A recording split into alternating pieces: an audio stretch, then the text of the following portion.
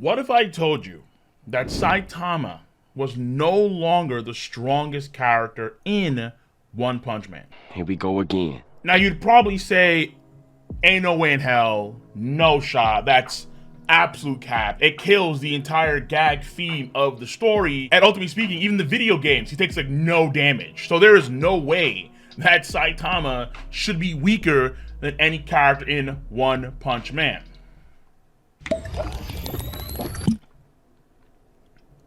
Correct.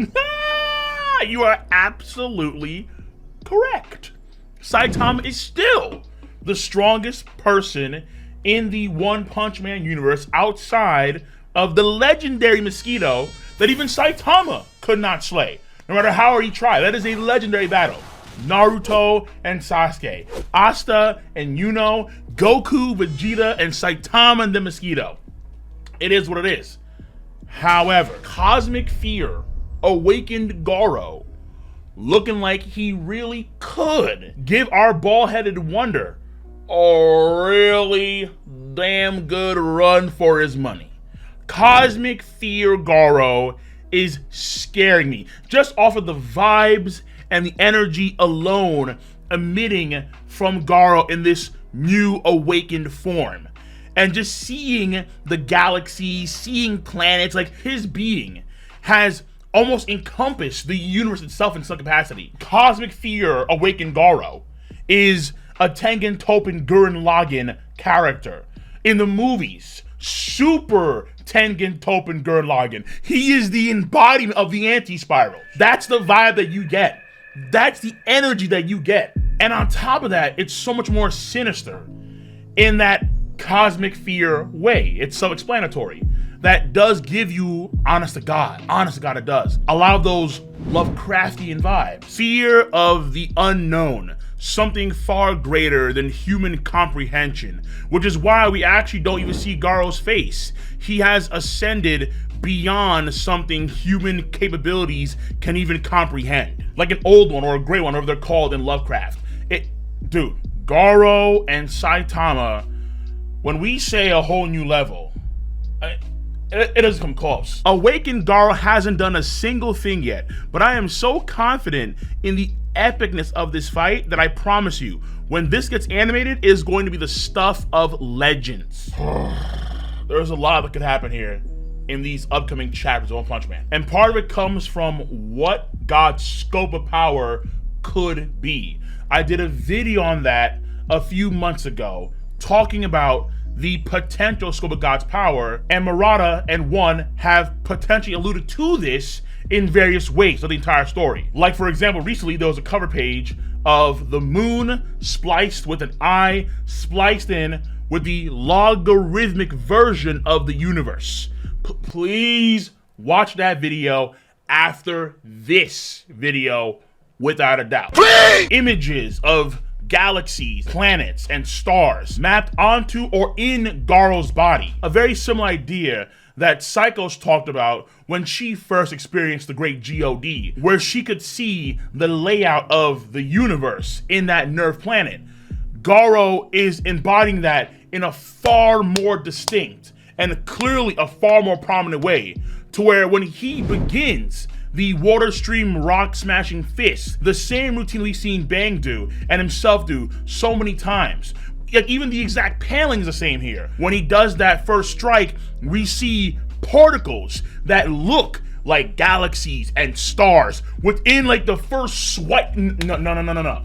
Wait a minute, time out. The energy type is a cosmic energy type. And clearly this is gonna be Garou's strongest form moving forward. But if I see planet-like structures just flying out of Garou, oh yeah, we have gone past the threshold of what I thought this fight could ever achieve. Well past the point. Like, oh boy, saddle up, baby. Saitama, you thought that Boros was tough. And again, it seems to be only a fraction of what God could maybe do, but you have to watch my other video about God and the scope of God's power to fully understand how terrifying God could really be. First and foremost, let me get us some generals about the chapter itself, the latest redrawn chapter of Punch Man 164. So first, we do completely shift from the sit-down table talk, which I want that back, okay? After the fight's over, I want that back. Go to that same spot in that same setting with that same, just remove the moon. I don't care the moon. The whole thing. I want that back and have Garou and Saitama just talk and go through a therapy session about why Garou hates heroes so much. Just sit down, let's talk it out. But then moving from here, in the redraw that we get for this chapter, it's also a lot more clear now that when it comes to God's dimensional seal, the hole in this seal was created because of the actions of at least Garou. So one may theorize here that over the course of all the fighting that has been happening for at least this arc, the seal was getting weaker and weaker and weaker, and then a general hole started to form. Because God has been relatively active in this arc, especially compared to other arcs. You can argue that from the very beginning of the series, with Vaccine Man, God was playing a role from the jump. Because now we know that Saitama is confirmed the fist that has turned against God. So from the very beginning, Vaccine Man, who had similar powers to Homeless Emperor, at least in the sense of the energy orbs, he may have been sent there by the big God. But it's now in this arc where we have seen things like God make contact with Psychos. Find out previously that God made contact with Homeless Emperor, and in this arc actually take away the powers of Homeless Emperor, and doing so through this pocket dimension, which gave you kind of similar vibes to the Garden of Eden. He makes direct contact with Tatsumaki and tries to bring her into the fold. So God has been way, way, way more active, but it's safe to say that at least Garou's actions, when he did the now named Fajin attack, that created so much of a distortion in the magnetic field on the planet that somehow led to the seal kind of opening up a little bit. And the real question here ultimately is, does this seal keep God restricted in some way, or is it more like a barrier that protects this world from God? Because again, God is hella active, and its powers are clearly implied to be something far more grandiose than just the One Punch Man world, nay, the galaxy that the One Punch Man world is in. Crazy. Obviously, cosmic, baby, cosmic. After all, in the imagery of Garou for this awakened form, maybe one of those galaxies that's spiraling is the galaxy where the planet of One Punch Man is located in. Maybe even Boros's world is somewhere in the layout of the universe etched into Awakened Garou.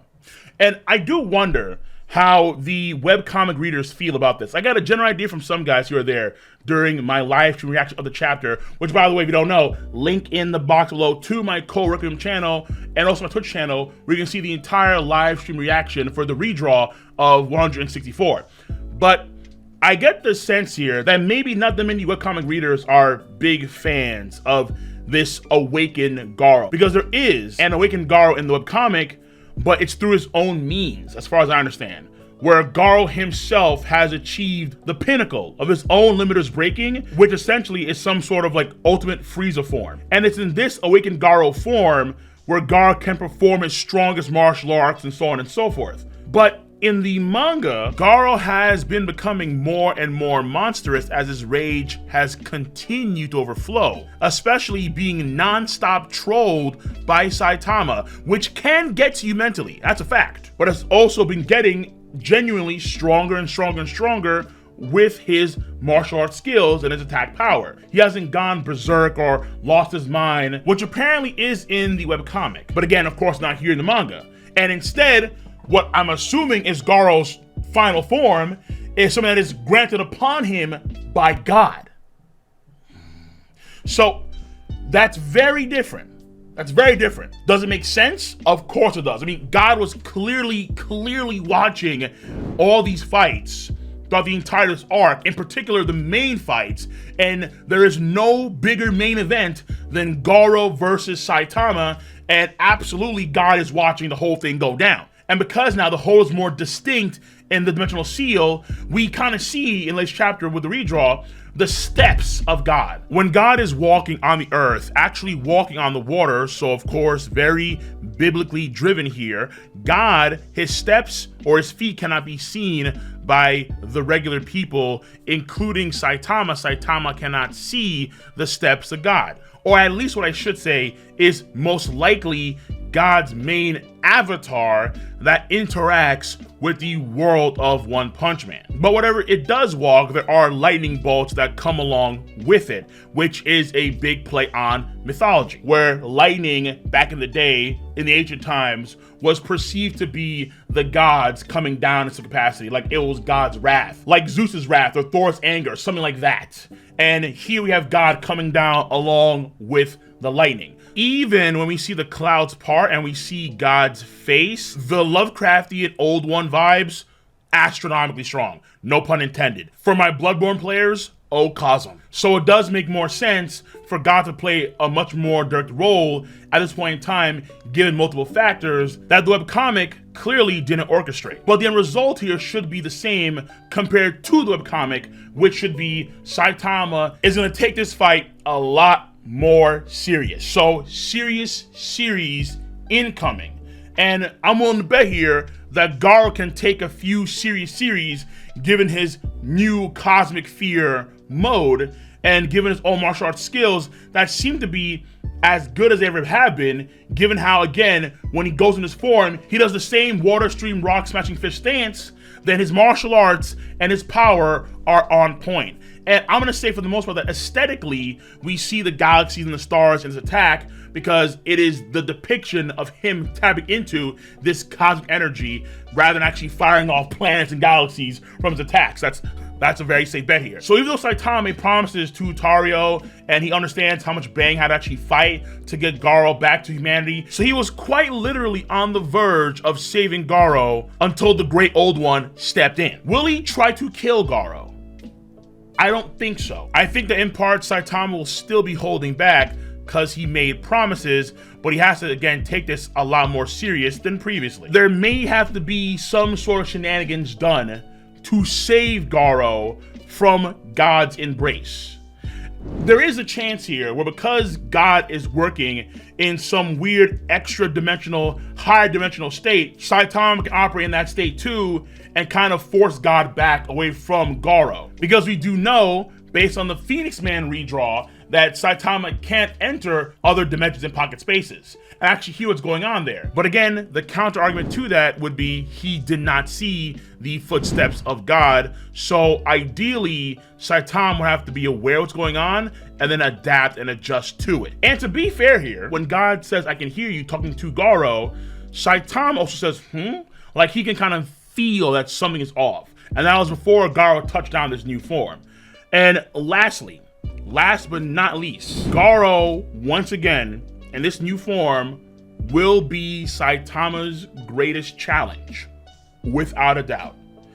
If there is a very serious series, or a super serious series, whatever he has, Garou may actually bring that to the forefront from Saitama. Again, will he kill Garou? No, because he made promises, and he's a hero. And ironically enough, even though Garou has God Slayer stuff, he himself is now using the power of God. So this could actually turn into some pretty good character development for Garou in the future. But what's also very intriguing is the idea that because Garou has removed his limiters in the past, God could give Garou more power than previous folks that he has influenced. So Homeless Emperor was a regular flesh and blood dude, and we see how much power he had as a result of God giving him that power, those orbs of energy, which had potentially nigh infinite energy. Then we have Psychos, who is absurdly powerful when she fused with Monster Lord Orochi, and how her power, we saw what she did to like the planet. She cut off an ocean with a single wave. Garou, by comparison, well, we already know that Garou is more powerful than Boros before this form, we can argue, because martial arts skill, regen, Fajin, so on and so forth. But now, The things that Psychos did were jaw-dropping. The things that Goro is about to do.